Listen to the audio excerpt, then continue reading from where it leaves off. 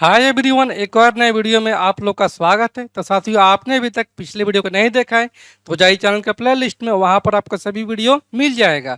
और आप लोगों ने अभी तक इस चैनल को सब्सक्राइब नहीं किया तो आप लोग इस चैनल को सब्सक्राइब करें, लाइक करें और शेयर करें। तो आज का हमारा पहला प्रश्न है, कोई धनराशि साधारण ब्याज की दर से 4 वर्षों में 3 गुनी हो जाती है, तो कितने वर्षों में यह धनराशि 5 गुनी हो जाएगी। ऐसा कितना है, यहाँ पर दिया है कि 4 वर्षों में 3 गुनी हो जा रही है।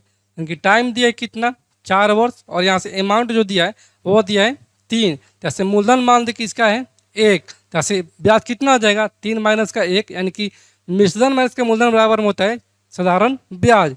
यहाँ से ऐसा ही बराबर में हो जाएगा 3 और 1 का अंतर 2 हो जाएगा।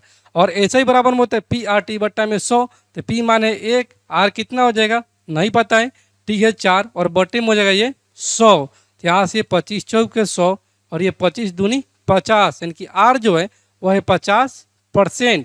ठीक है, तो यहाँ से बोला है कि यह धनराशि कितने वर्षों में 5 गुनी हो जाएगी। ठीक है, तो यहाँ से अमाउंट जो दिया है वह कितना हो जा रहा है 5 गुना, और मूलधन कितना माने हैं, मूलधन तो यहाँ से माने हैं 1, तो यहाँ से इसका ब्याज कितना हो जाएगा, ये 5 और 1 का अंतर कितना हो जाएगा 4 हो जाएगा, क्योंकि 4 बराबर में हो जाएगा पी एन क्यू 1। आर कितना ज्ञात किए हैं 50%, गुने का टी पूछा है और बटे में हो जाएगा 100। तो ये 50 दूनी 100 और ये 2 चौके 8, यानी कि 8 वर्षों में जो है वो 5 गुना हो जाएगा। इसलिए ऑप्शन नंबर यहाँ से बी जो है वो हमारा सही उत्तर हो जाएगा। अगले प्रश्न को देखते हैं। अगला प्रश्न है, एक शंक्वाकार तंबू की त्रिज्या 7 मीटर है तथा ऊंचाई 24 मीटर है, तो इसे बनाने में 5 मीटर चौड़ा कितना कपड़ा लगेगा। ठीक है, यहाँ से शंक्वाकार तंबू है तो पहले शंकु बना लेंगे। तो यहाँ से हमारा एक तो शंकु हो गया, और यहाँ से ये हो गया इसका ऊंचाई हो गया, और यहाँ पर ये हो जाएगा हमारा त्रिज्या। ठीक है, ये ऊंचाई है त्रिज्या, और ये हो गया इसका तिर्यक ऊंचाई। तो यहाँ से बोला है कि एक शंक्वाकार तंबू की त्रिज्या 7 मीटर है, यानी कि ये जो है वो 7 मीटर का है। ऊंचाई कितना है, ये है 24 मीटर का।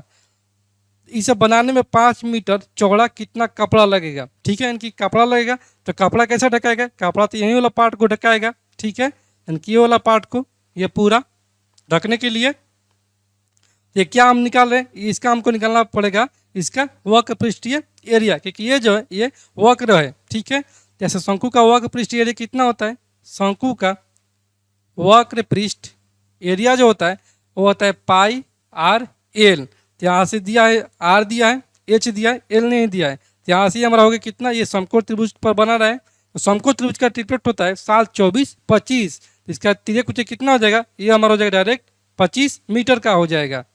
यहाँ से हमारा जाएगा पाई का मान 22 बट्टा में 7, आर है 7, तिर्यक ऊंचाई कितना निकाल दिया है 25 निकाल दिए हैं, ये 7 से 7 कैंसिल आउट। तो यहाँ से हमारा वक्र पृष्ठ एरिया आ जाएगा ये कितना 22 गुने में 25 आ जाएगा। लेकिन यहाँ पर ये नहीं पूछा है, पूछा यहाँ से 5 मीटर चौड़ा कितना कपड़ा लगेगा। तो यहाँ से कपड़ा की संख्या ज्ञात कर लेंगे।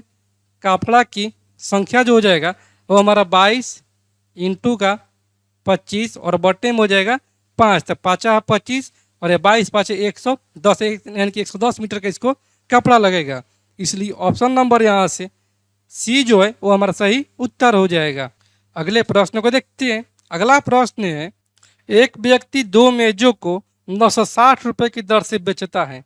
पहली पर वह 20% का लाभ प्राप्त करता है और दूसरी पर उसे 20% की हानि होती है, तो कुल लाभ या हानि ज्ञात करे। ठीक है, तो यहाँ से एक व्यक्ति जो है वो 2 मेजों को बेचता है 960 रुपये की दर से। तो यहाँ से इसका टोटल विक्रय मूल्य कितना हो जाएगा, टोटल यहाँ से विक्रय मूल्य हो जाएगा 960 का 2 गुना, यानी कि 2 मेज है। तो यहाँ से हो जाएगा 0, 6 दूनी 12, 9 दूनी 18 और 1 1920 रुपये इसका हो जाएगा टोटल विक्रय मूल्य। जब इसका क्रय मूल्य कितना हो जाएगा, पहले पर इसको बेच रहा है 960 रुपये पर, जिसको कितना का हो रहा है, इसको 20% का लाभ प्राप्त हो रहा है, यानी कि यहाँ से विक्रय मूल्य ज़्यादा होगा और क्रय मूल्य कम होगा। तो क्रय मूल्य कम होगा तो क्रय मूल्य को कम लिखेंगे, इनकी 100, और कितने का लाभ हो रहा है 20% का, इनकी बॉटे में हो जाएगा 120 का। तो यहाँ से हो जाएगा 12 8 96, इनकी पहला इसका क्रय मूल्य आ गया 800 रुपये। दूसरा क्रय मूल्य निकाल लेते हैं। दूसरा क्रय मूल्य कितना हो जाएगा, ये जो बेच रहा है 960 रुपये के ऊपर, तो इसको जो हो रहा है वो 20% की हानि हो रहा है। तो यहाँ से हानि हो रहा है, यानी कि यहाँ से क्रय मूल्य जो वो अधिक होगा और विक्रय मूल्य कम होगा। तो यहाँ से क्रय मूल्य अधिक होगा, यानी कि 100 हो जाएगा, और कितने का हानि हो रहा है तो 20% का, क्योंकि 100 से 20 कम हो जाएगा तो ये हो जाएगा 80 का। तो यहाँ से ये एक जो कैंसिल आउट और ये 12 वाटे 96। दूसरे का इसका क्रैमूल आ गया 1200 रुपये। ऐसे टोटल क्रैमूल कितना हो जाएगा, टोटल यहाँ से क्रैमूल हो जाएगा वो 1200 प्लस का 800, यानी कि यहाँ से हो जाएगा इसका 2000 इसका टोटल क्रैमूल। जबकि विक्रैमूल कितना है इसका 1920 रुपया। तो इसको हानि हो रहा है, तो हानि कितने का हो रहा है, ये हो रहा है 2000 रुपये है क्रैमूल उसका टोटल, और टोटल विक्रैमूल है 1920 रुपया। कि 2000 माइनस के 1920, यानी कि इसका जो हानि हो रहा है वो हो रहा है 80 रुपये का। इसलिए ऑप्शन नंबर यहाँ से डी जो है वो हमारा सही उत्तर हो जाएगा। अगले प्रश्न को देखते हैं। अगला प्रश्न है, एक नल किसी टंकी को 6 घंटों में भर देता है, परंतु टंकी में छेद होने के कारण इसे 3 घंटे अधिक लगते हैं। तो भरी टंकी को खाली करने में यह छेद कितना समय लगेगा। ठीक है, यानी कि एक नल जो है वो भरने वाला है और एक टंकी में छेद है। तो ये जो भरने वाला काम करता है नल, ये कितने में भर देता है, ये भर देता है 6 घंटे में, लेकिन टंकी में छेद रहता है। तो इसको मानते कि छेद करने वाला जो है वो बी है, यानी कि ए माइनस बी हो जाएगा। तो इसको कितना समय लग रहा है, इसको समय लग रहा है 3 घंटे अधिक समय लग रहा है छेद होने के कारण। तो ऐसे 6 से 3 घंटा अधिक, यानी कि 6 और 3 9 हो जाएगा। तो टंकी की क्षमता ज्ञात कर लेंगे। टंकी की क्षमता यहाँ से हो जाएगा 18। तो एक की क्षमता हो जाएगा भरने वाला का 18, और इन दोनों का क्षमता हो जाएगा कितना 9 दूनी 18। यहाँ पर जो भरने वाला है 3 यूनिट और टोटल है भरने वाला खाली करने वाला को 2। यहाँ से कितना हो जाएगा खाली करने वाला, ये हो जाएगा टंकी के कारण 1 घंटे में ये खाली कर देगा। जैसे बोला है क्या, बोला है कि यह छेद कितने समय में इसको खाली कर देगा। तो ऐसे खाली करने वाला की क्षमता कितना है 1 है, क्योंकि टंकी की क्षमता कितना है 18 है, यानी कि पूरे भाग को खाली कर देगा 18 घंटे में। यानी कि 18 घंटे में छेद के कारण ये टंकी खाली हो जाएगी। इसलिए ऑप्शन नंबर यहाँ से ए जो है वो हमारा सही उत्तर हो जाएगा। अगला प्रश्न है, एक दुकानदार अपने सामान का 1/3 भाग को 10% लाभ पर तथा अगले 1/3 भाग को 20% लाभ पर बेचता है और शेष भाग को वह 6% की हानि पर बेचता है, तो उसका कुल लाभ परसेंट कितना हो जाएगा। जैसे भाग कितना है, भाग यहाँ से कि 1/3 भाग को, तो 1/3 भाग को। ठीक है, फिर आगे है कि अगले का 1/3 भाग है, यानी कि फिर अगले का 1/3 भाग है, और फिर बोल रहे कि शेष भाग को वो 6% की हानि पर।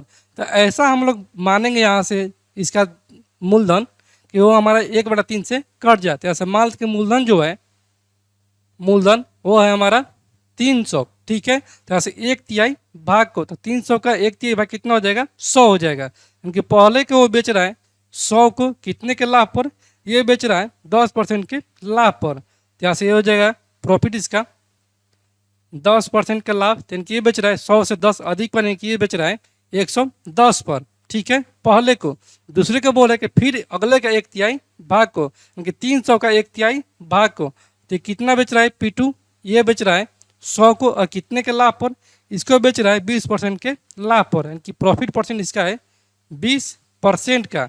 तो 100 से 20 पर अधिक पर, यानी कि ये बेच रहा है 120 रुपये पर। तो ये हमारा हो गया SP2। और बोल रहा है कि शेष का, यानी कि 100 यहाँ पर बेच दिया है, 100 यहाँ पर बेच दिया, तो 200 हो गया। और बेच रहा है कितना, ये बचा है इसके पास 100 रुपया, यानी कि P3 जो है 100 रुपया, इसको बेच रहा है कितने पर, ये बेच रहा है 6% की हानि पर, यानी कि लॉस पे बेच रहा है 6% का। ये 100 से 6 के कम पर बेच रहा है, इसको बेच रहा है कितना पर, SP3 कर रहा है, ये कर रहा है 94 रुपये पर। तो बोला है इसके टोटल लाभ या हानि ज्ञात करें। जैसे टोटल कितना हो जाएगा इसका विक्रय मूल्य, ये 110 और ये 120 और ये 94, यहाँ से हो जाएगा 4।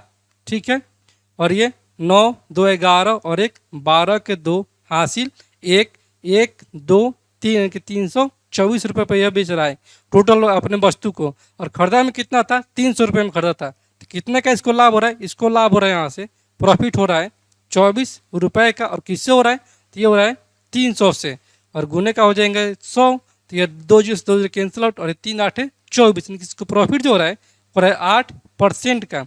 इसलिए ऑप्शन नंबर यहाँ से डी जो है वो हमारा सही उत्तर हो जाएगा।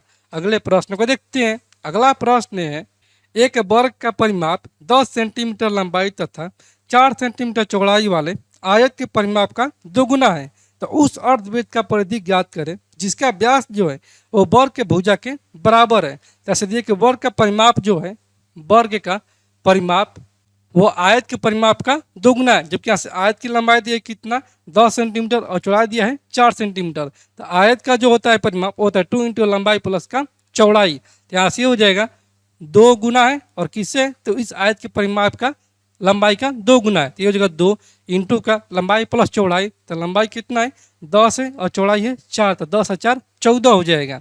ठीक है, तो यहाँ से हमारा हो जाएगा 2 दूनी 4 और 14 चौके 56 हो जाएगा। ठीक है, तो ऐसे वर्ग का परिमाप होता है 4 गुने भुजा, यानी कि भुजा को लिखते हैं ए। तो यहाँ से भुजा कितना हो जाएगा, भुजा यहाँ से हो जाएगा 14। और फिर यहाँ से बोला है कि उस अर्धवृत्त का परिधि ज्ञात करें जिसका व्यास जो है उस वर्ग के भुजा के बराबर है। ठीक है, यानी कि जो वृत्त का अर्धवृत्त का जो व्यास है वह वर्ग के भुजा के बराबर है। तो अर्धवृत्त का त्रिज्या कितना हो जाएगा, ये हो जाएगा 7 हो जाएगा। तो यह बोला कि अर्धवृत्त का परिमाप कितना होगा, तो अर्धवृत्त का जो परिमाप हो जाएगा वह होता है 36 r/7 होता है। ठीक है, तो ऐसे 36 हो जाएगा बटे में 7, r कितना है 7 है, तो 7 से 7 कैंसिल आउट, यानी कि इसका अर्धवृत्त का जो परिमाप है वह है 36 कितना मीटर या सेंटीमीटर में, यह सेंटीमीटर में, यानी कि 36 सेंटीमीटर जो है वो इस अर्धवृत्त का परिमाप है। इसलिए ऑप्शन नंबर यहाँ से सी जो है वो हमारा सही उत्तर हो जाएगा। तो साथियों मैं उम्मीद करता हूँ कि आज का वीडियो क्लास आप लोग को पूरी तरह से समझ में आ गया होगा। और आप लोगों ने अभी तक इस चैनल को सब्सक्राइब नहीं किया है तो आप लोग इस चैनल को सब्सक्राइब करें, लाइक करें और शेयर करें। तो चलिए साथियों, आज इस वीडियो क्लास को हम लोग यहीं पर इन करते हैं और फिर मिलते हैं अगले वीडियो में। तब तक के लिए धन्यवाद।